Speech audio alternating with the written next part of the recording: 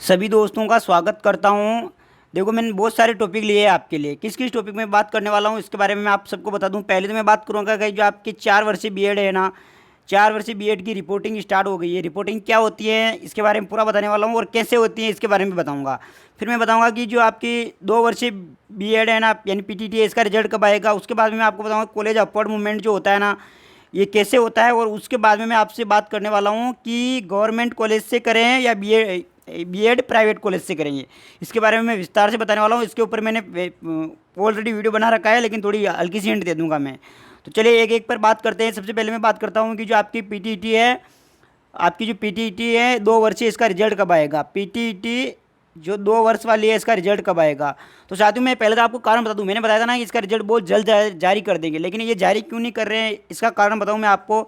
अभी जो आपके है ना, बीए, ध्यान रखना, बीए, बीएससी, बीकॉम, ये जो होते हैं ना, इनके रिजल्ट मतलब इनके एग्जाम अभी पूरे नहीं हुए। ये कोरोना की वजह से क्या है कि इनके एग्जाम आगे बढ़ा दिए गए ना, इस वजह से ध्यान रखना, इनके एग्जाम अभी नहीं हुए। बीए, कोई बीए कर रहा है, कोई बीएससी कर रहा है, मतलब सिंपल बीएससी जो 3 साल की होती है ना, उनकी बात कर रहा हूँ मैं, वो कर रहा है और उसके एग्जाम अभी चल रहे हैं।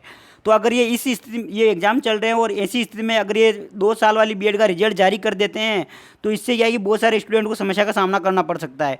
तो ये साधु ध्यान देना, इस हफ्ते में रिजल्ट जारी करने की बोल रहे हैं। ये इस हफ्ते में ये रिजल्ट जारी कर देंगे। इस हफ्ते में 2-3 दिन बचे हैं, तो ये मान के चलो कि 2 से 3 दिन या 2 से 3 दिन के अंदर अंदर आपके रिजल्ट आ जाएंगे, ठीक है। और फिर रिजल्ट आएंगे तब तक आपके इधर के एग्जाम भी नहीं उठ जाएंगे इनके। तो ये क्या है कि मैनेज करने के लिए ऐसा काम करें, बाकी आपके रिजल्ट तैयार हो चुके हैं। तो ये तो हो गई उसकी बात। अब मैं रिपोर्टिंग की बात करता हूँ मेरे दोस्तों, ध्यान देना, रिपोर्टिंग की बात करता हूँ मैं। तो देखो यहाँ पे ये, इसके बारे यहाँ पे देखते हैं हम। ये जो साथियों आप देख पा रहे हो, ये जो है आपके 4 वर्षीय जो बीएड होती है ना, 4 वर्षीय बीएड के लिए हैं। आप देख पा रहे हो, इसमें मैंने इस 2 टॉपिक पर तो ऑलरेडी वीडियो बना के आपको बता दिया है। मैंने कौन कौन से टॉपिक पर बना दिया है। तो देखो, पहला तो मैंने किस टॉपिक, इसको थोड़ा छोटा कर देता हूँ मैं ताकि आप आराम से देख पाओ इसको, किस किस टॉपिक पर मैंने वीडियो बना दिया है। तो मैंने 4 वर्षीय बीएड के लिए, इनके लिए ये तो बता दिया है कि ऑनलाइन जो इसका काउंसलिंग है ना, ये प्रारंभ हो चुकी है। इस पर मैंने बता दिया है। महाविद्यालय चयन की मैंने लिस्ट, ध्यान रखना, टेलीग्राम पे डाल दी है, वहाँ से आप देख सकते हो उसकी। तो ये मैंने बता दिया है आपको। मैं अब ध्यान देना चाहती हूँ इसमें क्या है कि अब प्रथम काउंसलिंग है, काउंसलिंग के पश्चात आवंटित विद्यालय की सूचना। ध्यान देना कि आपने, जब आपकी काउंसलिंग खत्म हो जाएगी 14 तारीख को, 14 तारीख को आपके जो आप विद्यालय विद्यालय सब चयन, महाविद्यालय चयन कर लोगे। और उसके बाद में क्या, आपकी काउंसलिंग खत्म हो जाएगी, उसके 2 दिन बाद 16 तारीख को आपकी क्या होगा साथियों, ध्यान रखना, फर्स्ट लिस्ट आ जाएगी। जो काउंसलिंग की है ना, वो फर्स्ट लिस्ट आ जाएगी। और उसमें क्या है कि आपको, जिनका फर्स्ट लिस्ट में नंबर आ गया है, उनको क्या, महाविद्यालय आवंटित कर दिया जाएगा। महाविद्यालय कोई सा भी एक कॉलेज दे दिया जाएगा, मतलब एक कॉलेज आपको क्या करे, दे दिया जाएगा। साथियों ध्यान रखना, जो कॉलेज आपको दे दिया जाता है ना, उस कॉलेज में आपको देखो 16 तारीख से लेकर 23 तारीख तक जो भी आपको कॉलेज मिलेगा, जो कॉलेज अलॉट करेगी हमारी पीटी, जो ये एग्जाम करवाती है, बोर्ड जो एग्जाम है ना, मतलब ये कॉलेज अलॉट करेगी ना, उस कॉलेज में ध्यान देना मेरे दोस्तों, 22,000 रुपये के साथ में, 22,000 रुपये के साथ में आपको ऑनलाइन अथवा ऑफलाइन एक चालान कटवाना पड़ेगा, ठीक है। प्रवेश हेतु, ये कि देखो, ये तो काउंसलिंग हेतु 5,000 का आपने काउंसलिंग हेतु करवाया है। ये 22,000 किसके लिए लगेगा, आपका एडमिशन के लिए, प्रवेश हेतु।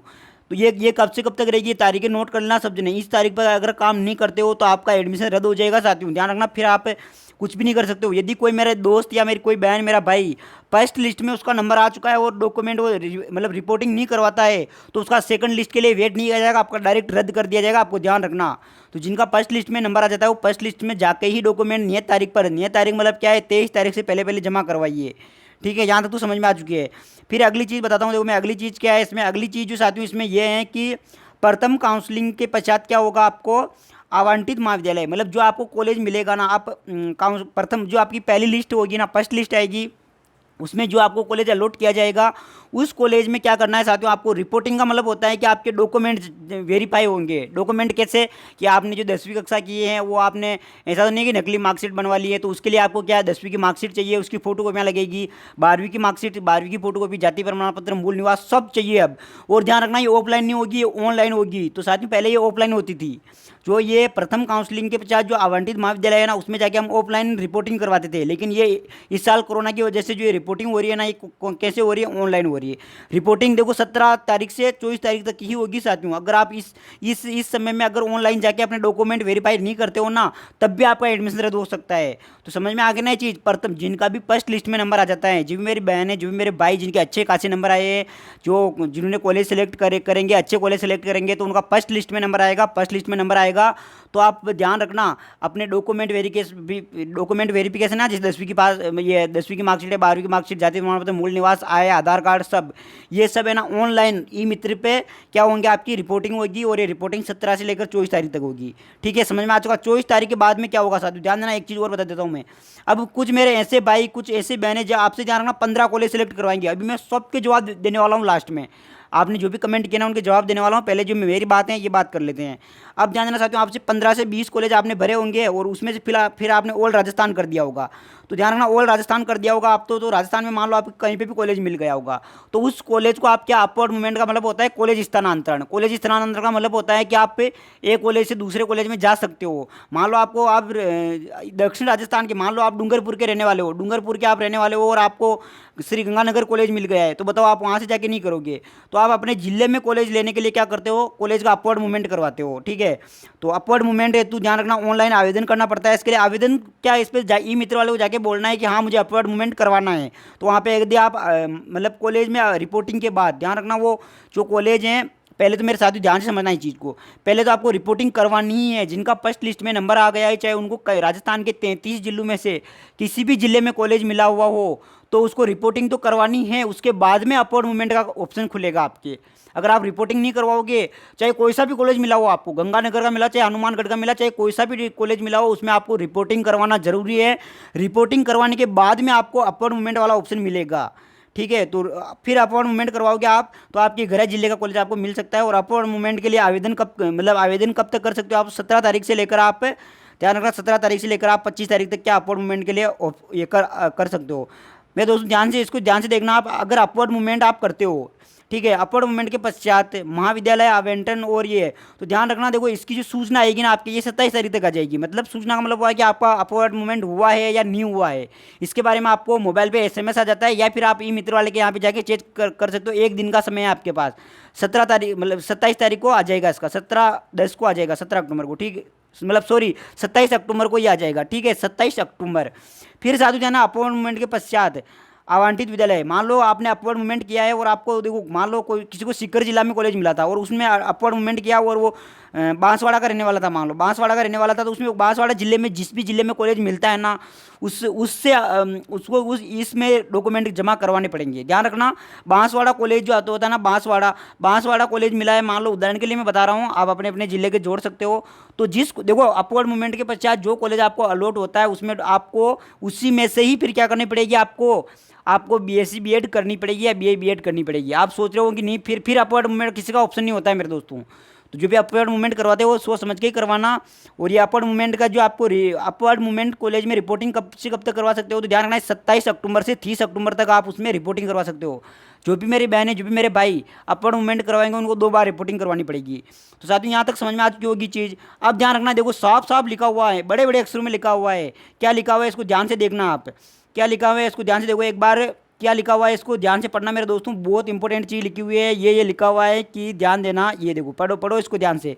क्या लिखा हुआ है, जो अभ्यर्थी निर्धारित तारीख है तक महाविद्यालय में रिपोर्टिंग नहीं करवाएंगे तो उनका प्रवेश स्वतः ही निरस्त हो जाएगा। साथियों इतनी मेहनत से आपने पीटीटी का एग्जाम दिया, इतना बड़ा रिस्क लिया आपने, कोरोना की वजह से भी आप एग्जाम देने गए और आप रिपोर्टिंग नहीं करवाओगे। रिपोर्टिंग का सीधा सीधा मीनिंग यहाँ पे ये निकलता है कि आप अपने डॉक्यूमेंट वेरीफाई नहीं करवाओगे तो आपका एडमिशन निरस्त कर दिया जाएगा। तो इसलिए इन सब जने इन तारीखों का एक बार स्क्रीनशॉट ले लो और रोजाना सुबह उठते ही इसको देखना है कि आज क्या क्या करना है। ठीक है, ये जो जितनी भी तारीखें हैं इनका आप स्क्रीनशॉट ले लो एक बार और सुबह उठते ही इनको देखना पहले कि आज क्या क्या काम करना है मुझे। ठीक है साथियों, तो ये बात तो समझ में आ गई होगी सबको। अब क्या करना है आगे, देखो यहाँ पे ये रजिस्ट्रेशन है तो आपका अभी चल रहा है, ये 5,000 वाला चालान आप कटवा सकते हो और ये ICICI बैंक है, इसमें जमा करवा सकते हो, किसी भी शाखा पे जमा करवा सकते हो, ऑनलाइन पेमेंट भी जमा करवा सकते हो आप। और ये जो है ना, ध्यान रखना, फर्जी साइट पे काउंसलिंग मत करवाना। ऐसे नहीं कि आप बहुत एक्सपर्ट बनो और होशियार बनो और फर्जी साइट जो होती है ना उस पर जाके काउंसलिंग करवा दो और पता चले आपका 5,000 रुपये डूब गए। ऐसा भी नहीं होना चाहिए। और साथ ही ध्यान रखना, फिर लास्ट में क्या है, अपवर्ड मूवमेंट में यदि मेरिट में नया महाविद्यालय आवंटित नहीं होता है तो जो पहले वाला आवंटित है उसी में आपको क्या, ये जो आपकी BSc B.Ed है वो आपको करनी पड़ेगी। तो साथियों, आई होप पूरा समझ में आ गया होगा। फिर भी समझ में नहीं आया हो तो आप कमेंट करना, मैं आपको जवाब दूंगा, ठीक है। सबको मैं जवाब दूंगा। अब जो मेरे दोस्तों ध्यान रखना, अब आप मेरे को पूछ रहे थे कि हम कौन से प्राइवेट कॉलेज से करें या गवर्नमेंट कॉलेज से करें। तो देखो, मैं यहाँ पे लिख रहा हूँ प्राइवेट, ये गवर्नमेंट लिख रहा हूँ, यहाँ पे लिख रहा हूँ प्राइवेट। साधु ध्यान रखना, न तो ये प्राइवेट कॉलेज से होती है, न ये गवर्नमेंट कॉलेज से होती है। अब आप सोच रहे हो फिर कौन से कॉलेज से होती है। तो जो गवर्नमेंट और प्राइवेट, जो प्राइवेट ध्यान रखना, आप जो गवर्नमेंट यूनिवर्सिटियां हैं उसके अंडर में प्राइवेट कॉलेज है ना, वहाँ से आप करोगे उसे बोलते हैं सेमी गवर्नमेंट बोलते हैं। सेमी गवर्नमेंट का मतलब होता है कि आधी गवर्नमेंट और आधी कॉलेज की यूनिवर्सिटी के हाथ में है वो सब कुछ। तो साथियों, आपको अधिकांश कॉलेज इसके सेमी गवर्नमेंट के हैं, तो आपको सेमी गवर्नमेंट से करनी पड़ेगी। अब आप सोचोगे कि गुरुजी हमें कैसे पता लगा ये सेमी गवर्नमेंट है। तो मैं क्या करूँगा, आप कमेंट करना, मैं आपको है ना पूरे कॉलेज जितने भी राजस्थान के कॉलेज हैं उनकी लिस्ट दूंगा और वो लिस्ट मैं टेलीग्राम पे भी डाल दूंगा और उस पर मैं वीडियो बना के भी बता दूंगा आपको। तो आप कमेंट करना, मैं उस पर वीडियो बना दूंगा। और आपको समझ में आ गया हो तो कमेंट मत करना, ठीक है।